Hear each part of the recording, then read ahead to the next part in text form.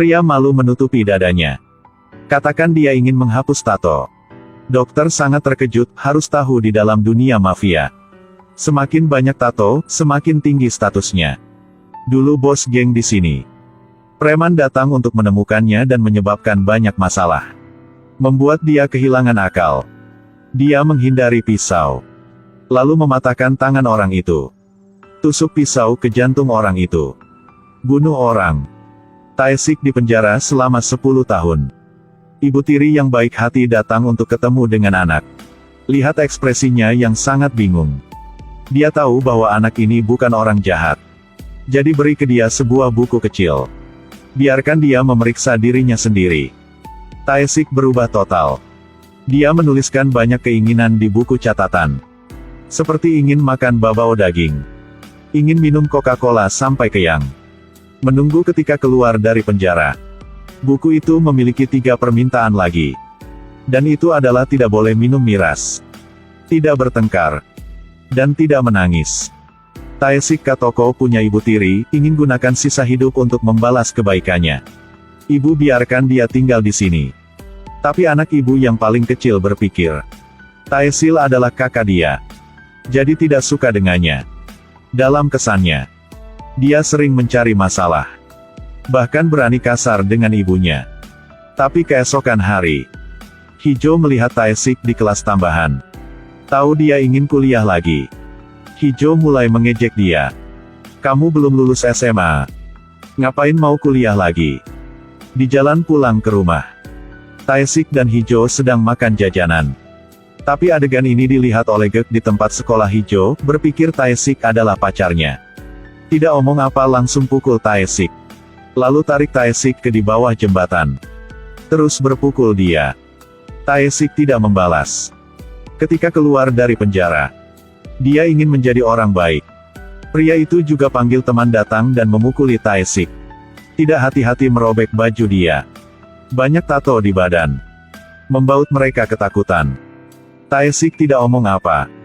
Dia hanya tutupi bagian dada saja. Bagi dia, tato mewakili masa lalu. Sejak itu, Hijo tidak ada pikiran jelek sama Tae-sik lagi.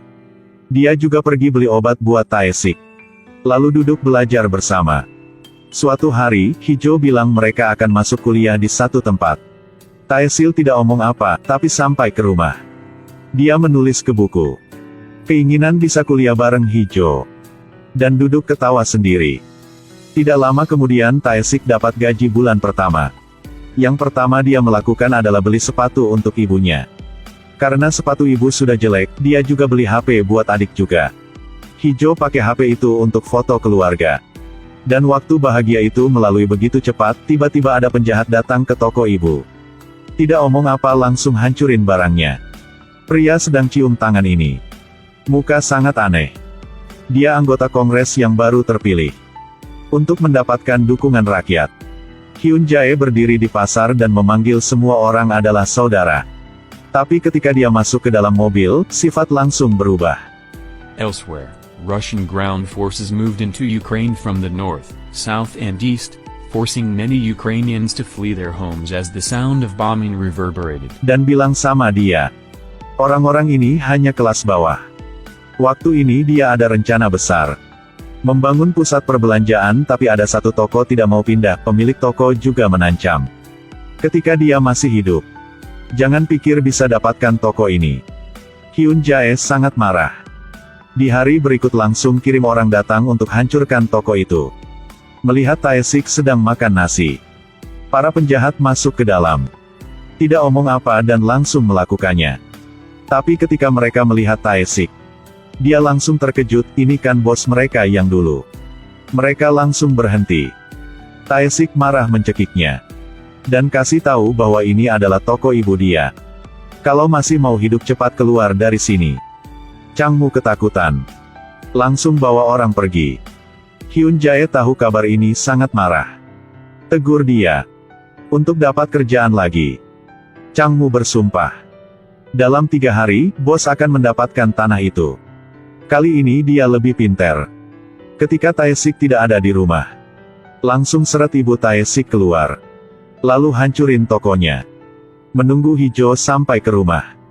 Toko sudah hancur. Dia langsung pegang batu dan maju ke depan. Pukul ke kepala Changmu, tapi mereka sangat ramai. Hijo harus melarikan diri. Dia pergi ke bengkel Taesik melihat adiknya. Taesik tahu pasti ada masalah. Menunggu mereka sampai ke rumah. Penjahat sudah pergi. Taesik tahu Hyun Jae adalah pelakunya di belakang semua ini. Jadi Taesik pergi mencarinya. Tapi dia tidak mengaku. Dan suruh Taesik kerja untuk dia. Taesik langsung menolak. Hyun Jae marah jika kau masih sombong. Jangan salahkan gue secara tidak sengaja. Hyup Hae panggil Changmu. Dia ingin Taesik tidak ada di dunia ini lagi. Changmu kerja sama polisi.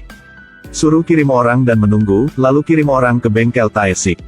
Ingin ambil alasan untuk masuki Taesik ke penjara lagi. Tapi mereka tidak tahu.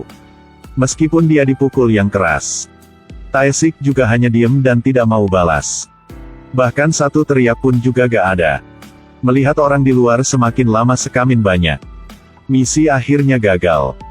Penjahat hanya bisa pergi, tapi masalah belum selesai di situ. Malam, kakak di tempat sekolah masuk ke dalam toko. Tahu Taesik dipukul oleh orang lain. Muka dia sangat puas. Ibu mendengar itu langsung marah, tapi orang itu terus tegur mereka adalah pengecut. Berani angkat pembunuh yang membunuh putranya. Taesik marah. Tidak mau menahan diri lagi. Tapi melihat adik sedang berdiri di luar pintu. Akhirnya dia juga tahu.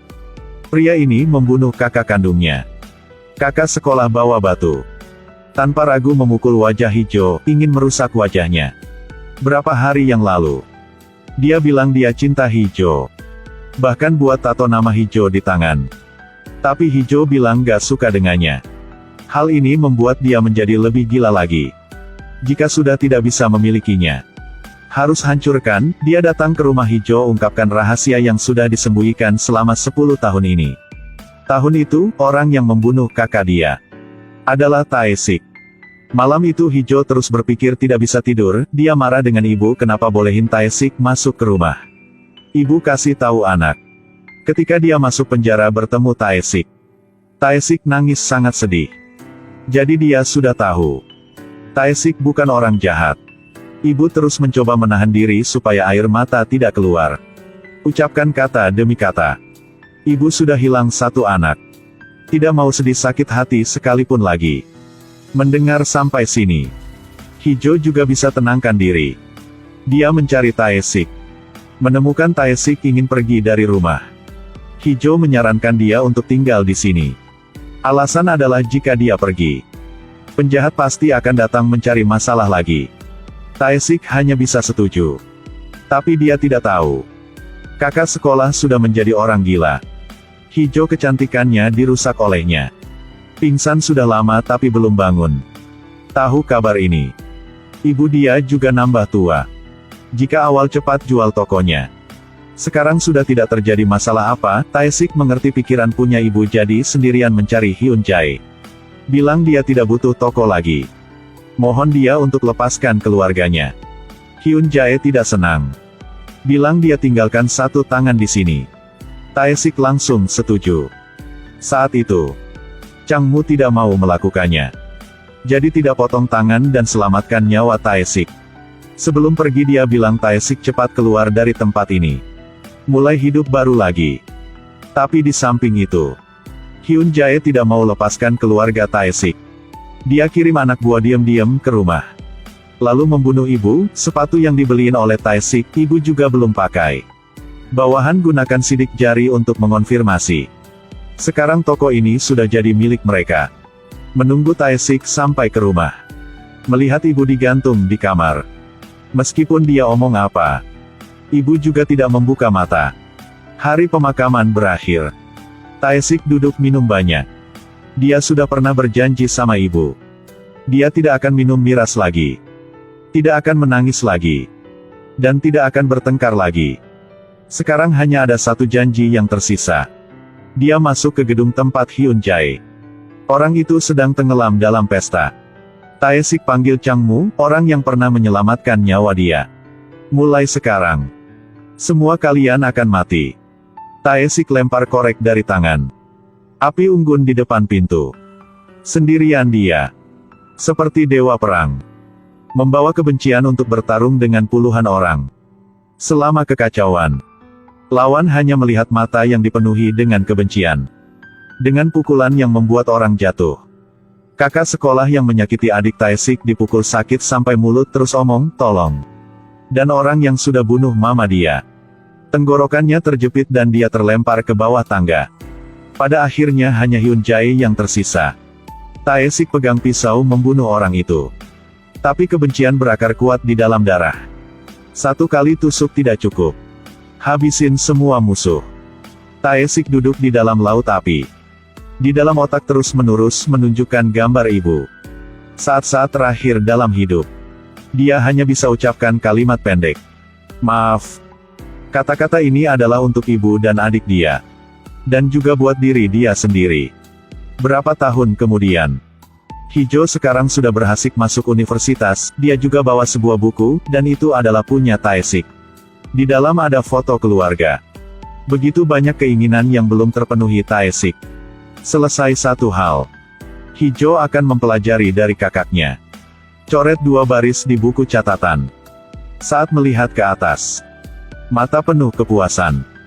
Hi and welcome to Global Cartridges. We are your local printer specialists. Did you know we carry a large range of ink and laser printers from all major brands? We also carry genuine and RP. Dan mata matahari selalu mengarah jalan untuk kita.